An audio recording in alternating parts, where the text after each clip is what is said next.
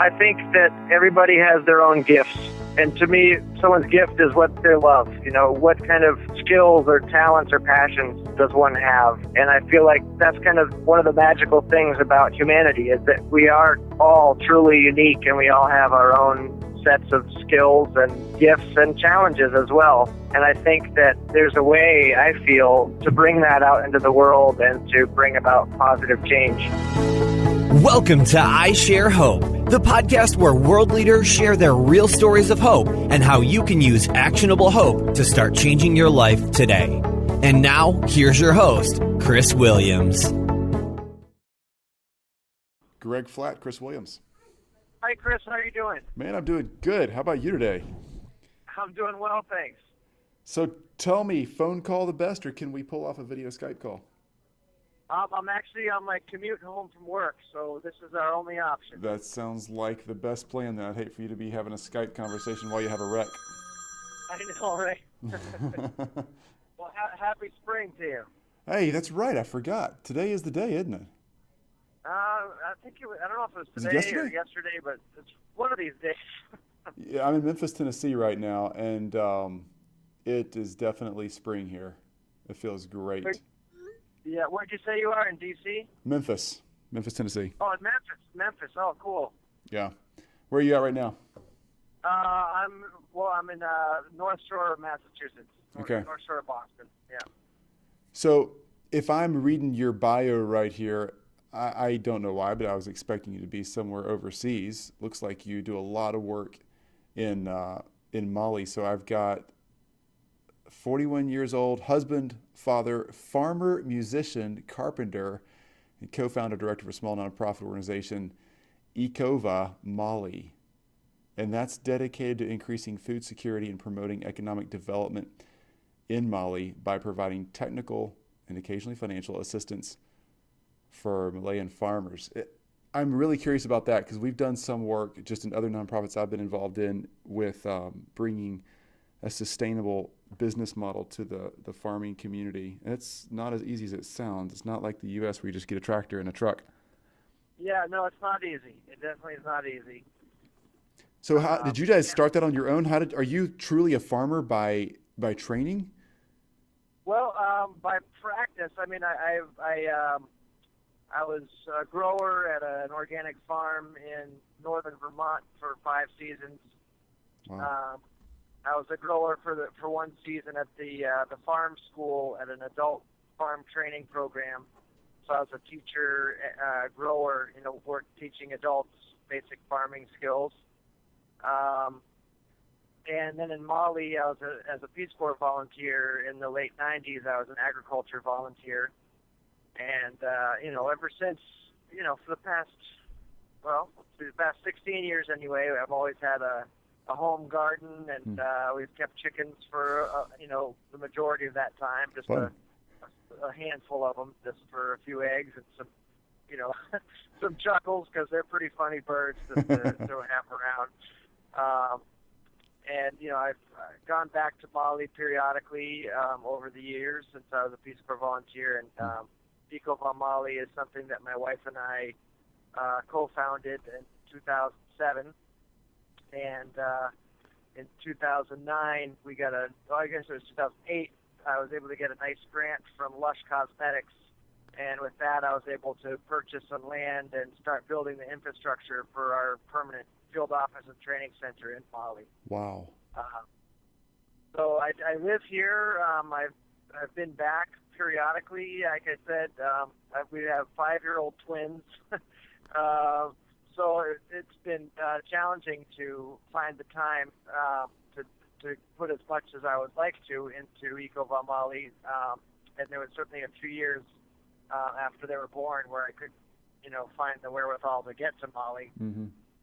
But I did go, I guess it was about a year ago. I was there for 3 weeks, and then, in the fall of 2014, I went for a couple weeks.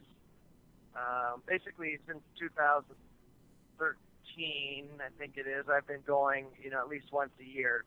And it's been great to see things moving along on the ground. And we have full-time and some part-time Malian staff on the ground there, and they're keeping the operations going and providing workshops and training, hands-on opportunities for local people and children. And we work quite closely with the local women's cooperative, That's really and cool. they have their own community garden.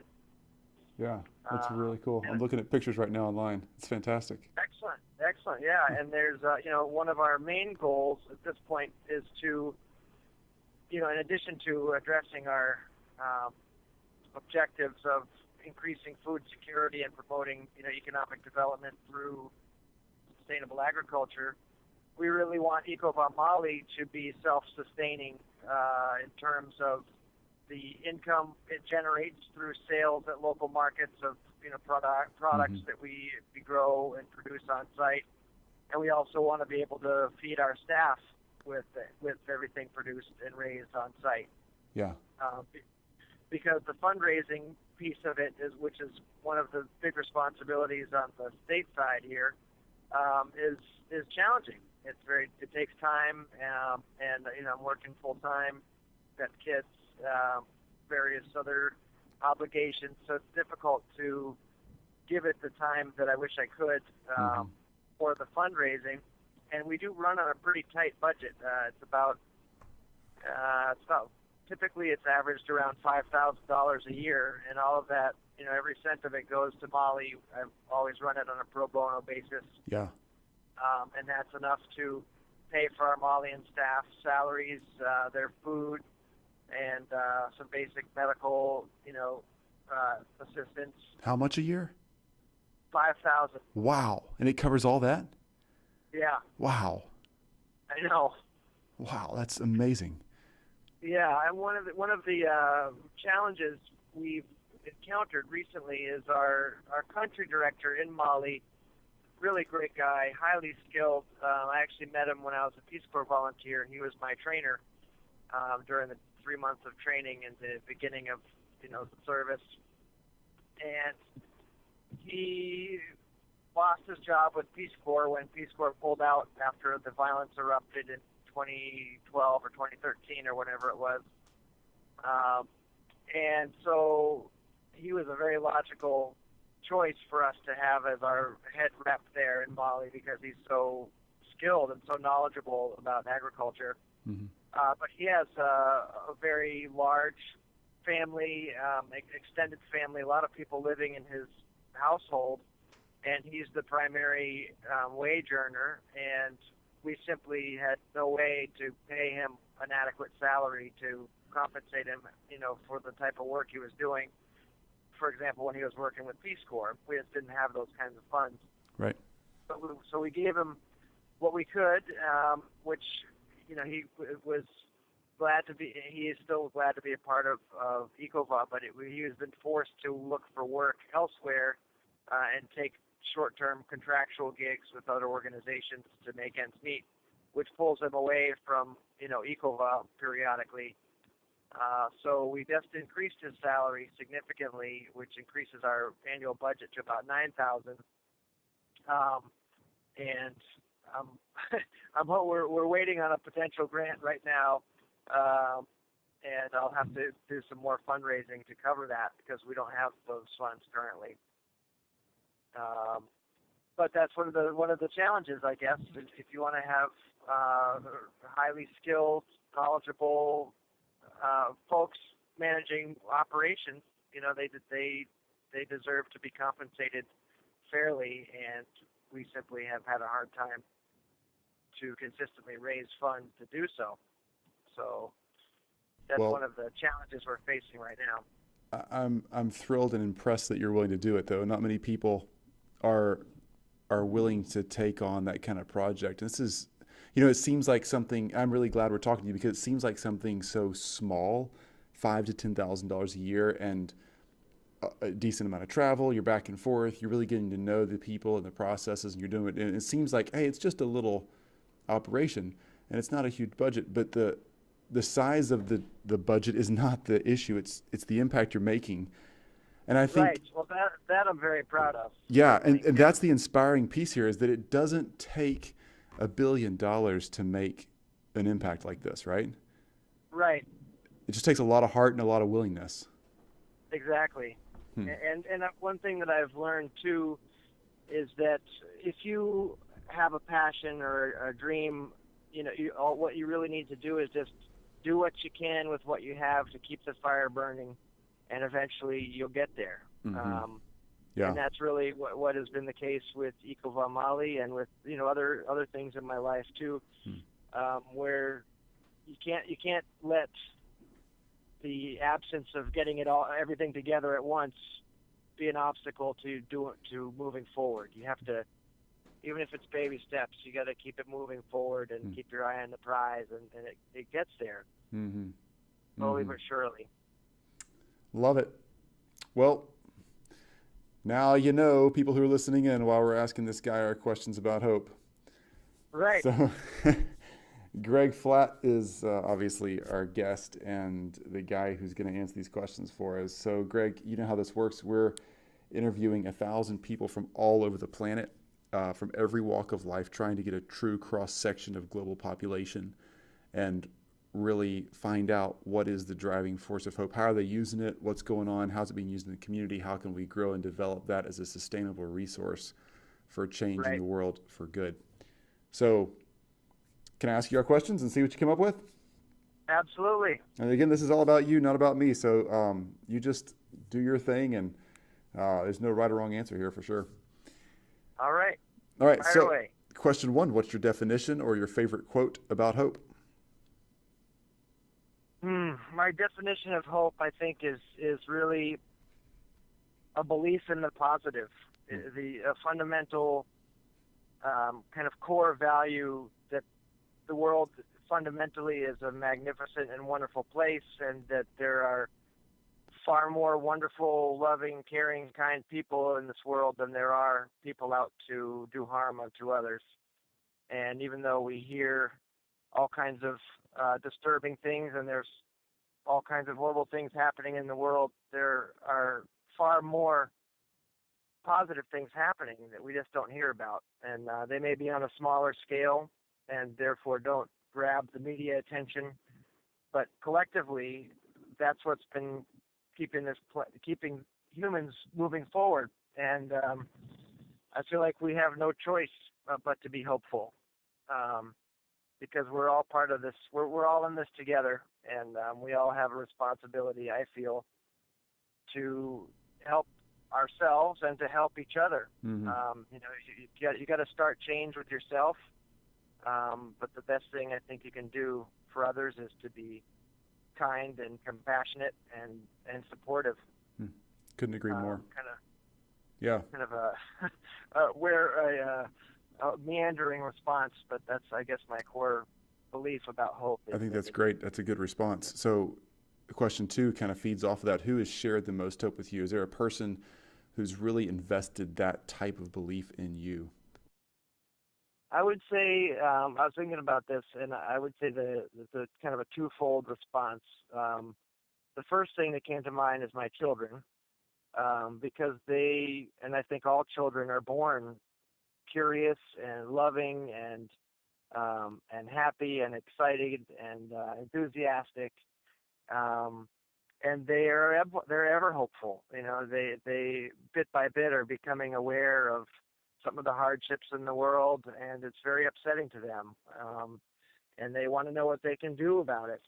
But fundamentally, they already know that love is the way, really, and kindness is the way. And so my children certainly would be the first part. And the second part, I would say, the Malian people.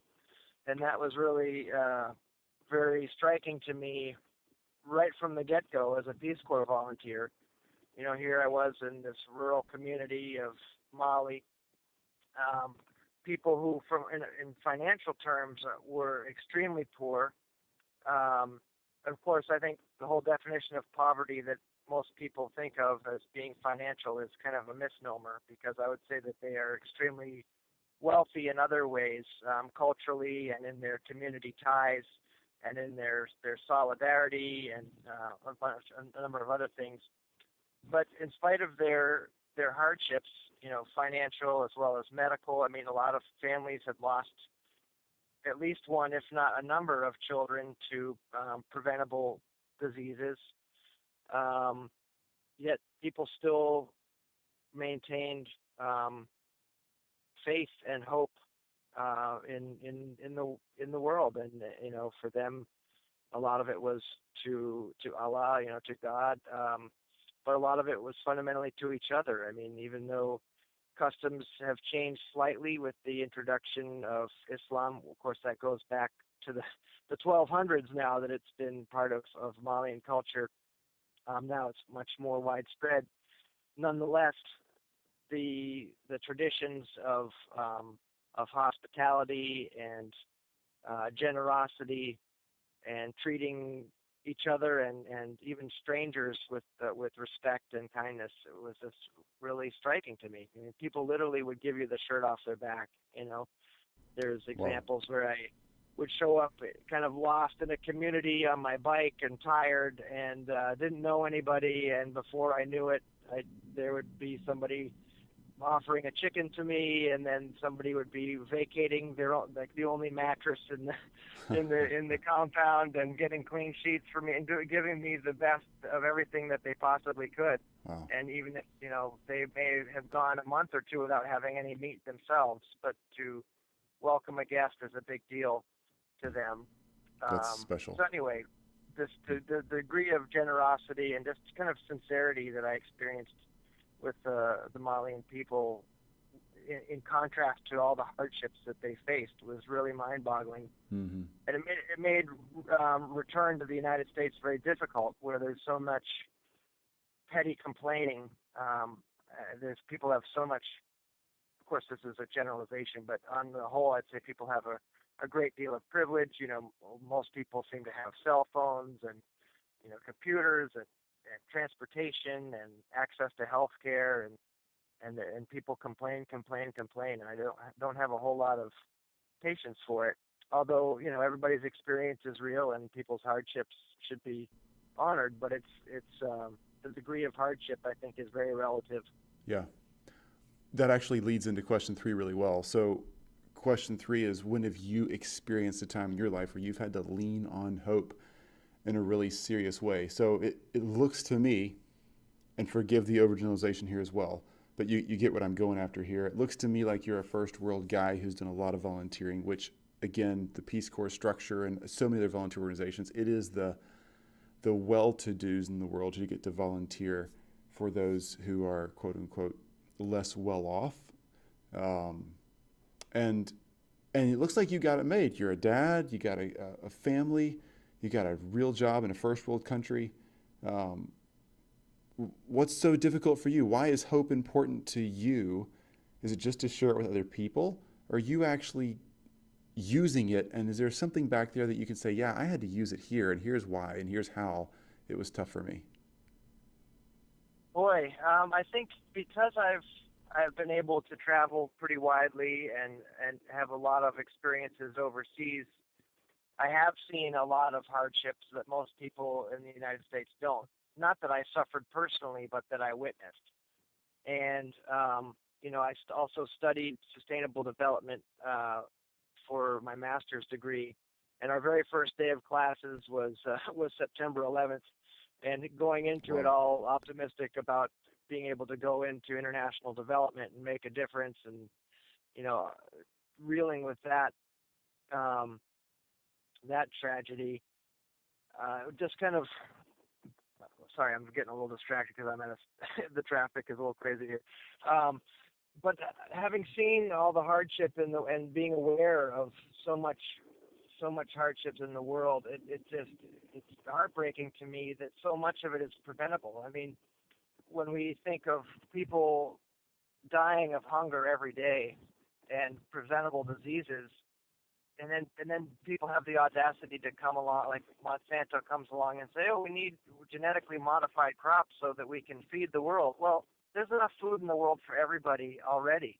It's a question of distribution and unfairness in how that happens, and speculation and skewed markets. But we have everything we need already on this planet, so that there's the fact that there's still people dying of starvation is just unacceptable to me. And the fact that there's millions of homeless people when there's so many resources and people living large and in big homes and lots of stuff. That's the stuff that brings me down. And so what I definitely have had to lean on a lot of people over the years to maintain hope that it can be, the world can be a better place. I've had to lean on my wife for that. I've certainly leaned on my kids at times just to be inspired by their hope and their joy and their love, and lots of friends who share my worldview, and other family members. You know, it's tough. It's hard to come to terms with the suffering in the world, especially as one who lives a life of relative privilege. You know, it's hard not to feel like a hypocrite somehow just by having access to all these resources. But hope, you know, you have to have hope. Otherwise, what's the point, really? Yeah. You have to. We're all here for whatever reason, but we're here, and this, I feel like, is our we got one shot at this life, and then it's over. And you know, I feel compelled to do what I can with what I can to try to make a difference, however small or big, in the world. Yeah. Great, well said. And you're good at this. You're just taking us question by question. So to do whatever you can in the world. So the next question is, and I think you've already touched on this quite a bit. Question 4 is, what are you doing on a daily basis to share hope with others? You've told us a lot about Mali, but what do you do here in America? So you're driving around, you're getting your coffee in the morning, you're at work, you're just a regular guy stuff, not the nonprofit world. What do you do to spread a little hope around your world? Well, I try to make eye contact and smile with people throughout the day. That's something that also struck me about Mali. Everyone's always greeting each other, and they actually are offering blessings to each other all the time. Complete strangers, you know, they've never seen before, may never see again, but they still greet each other. They offer each other blessings. And here, especially in the cities, if you make eye contact with people, sometimes it's like, well, what's your problem? You know, that's kind of the attitude. So I try to be friendly. I try to be, you know, I try to think about what people might be going through, and try not to take things personally. You know, and I'm also the musician part of my life. I haven't been able to be in a band or anything like that for a while for a lot of reasons, namely just fatherhood and working. But I do make it a point to go out to some open mics in Salem, and that brings me joy and just kind of the joy that I've seen music bring to people is really powerful. That's another thing that I just sort of mentioned earlier is music. Music totally gives me hope. Do you play or sing? What do you do musically? Yeah, I play guitar, I sing, I've played trumpet in the past. Nice. After Peace Corps, I went back to Mali and recorded an album there with some Malian musicians. Whoa, that's cool. And that was an amazing experience. And actually, my dear friend Zoumana Traore, he was one of my first real Malian friends and a fellow musician, and we collaborated on a bunch of original songs over the years, and that's what ended up becoming the album. Wow, that's awesome. But he passed away not too long, a couple of years ago from ALS. And I kind of saw him periodically over the years as his health deteriorated, and I was able to bring him to the States and try to figure out what was going on, you know, diagnostic wise, and you know, ALS, there's really no treatment. So, yeah. Man, I'm sorry you're lost. But he's another example of someone who gave me hope. I mean, in spite of his condition, I mean, he couldn't even sing, let alone talk or play guitar anymore. But he still had that sparkle in his eyes. He still was playful with the kids. You know, everybody loved him. Yeah. Huh. Wow. So music is something that gives me hope, and I hope that when I'm able to make music, I'm hopeful that it can raise some other people's spirits too. Is your album out there somewhere? Like, can we find it? It is. I mean, I have a couple hundred copies in my attic. Yeah. It is on CD Baby, and I certainly, if there's anybody out there that wants a copy, I'd be happy to sell them. And in the past I've sold them and given the proceeds to Eco La Mali. Yeah. So, Great. The best way to do that might be just to contact me directly by email or something, and I can send them out. We'll get all that info into the show notes and the interview notes on our page. That's great. Love that. Okay, question 5. Let's get practical. So we hang up this call, and myself and the listeners that are here with us, we're going to say, what do we do next? What are we going to do? Like right when we finish up this podcast, take the headphones out. How do I start growing or sharing hope right now? Simple 1, 2, 3s, ABCs. Well, I think that everybody has their own gifts.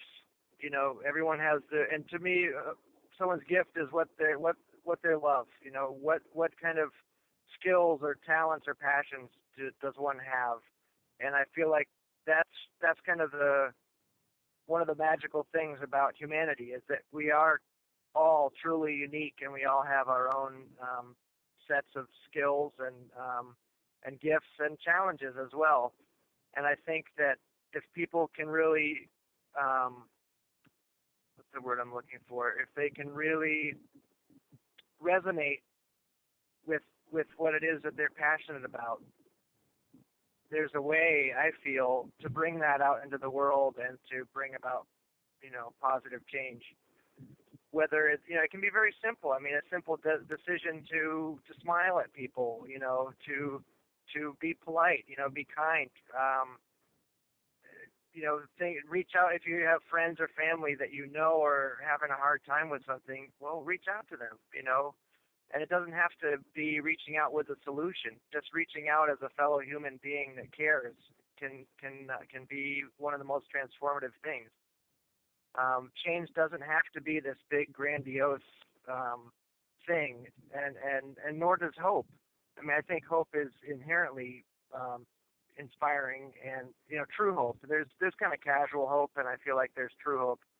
And the true hope, in my opinion, is when it resonates with your core values and your personhood, your self, your soul.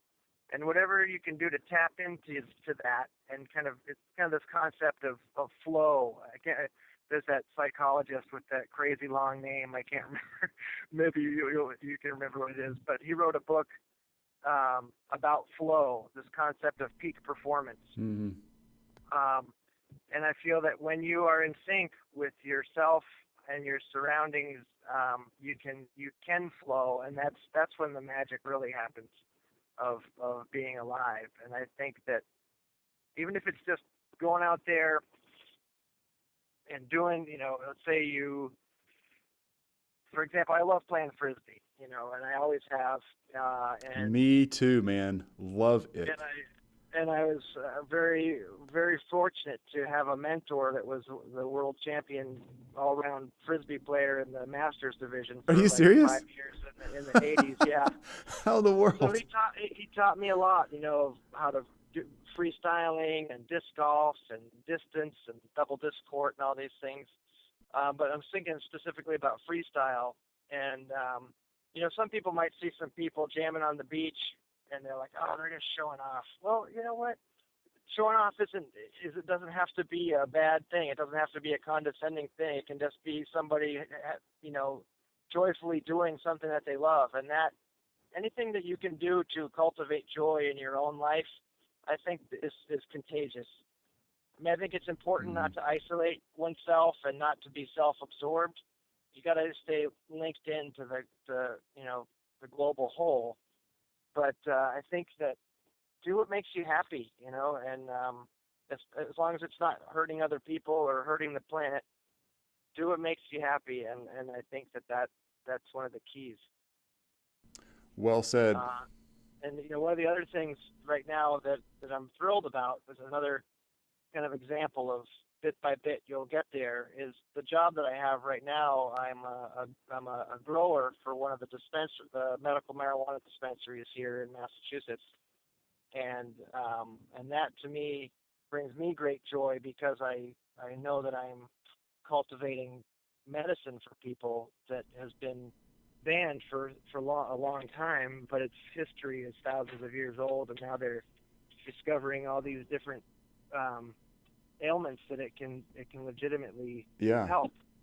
That's really cool. Yeah, so it's kind of a tangent there, but that's how my brain works. Well, no, that's a great tangent, because in our survey, I think you're the first legitimate marijuana grower we've talked to. I think we talked to a few other growers, but I think you're the first one with a license. Yeah. I'm working in a very large indoor facility growing, for the dispensary, and it's very rewarding. It ties together a lot of my passion. Man, where I grew up, a large marijuana facility was a double wide.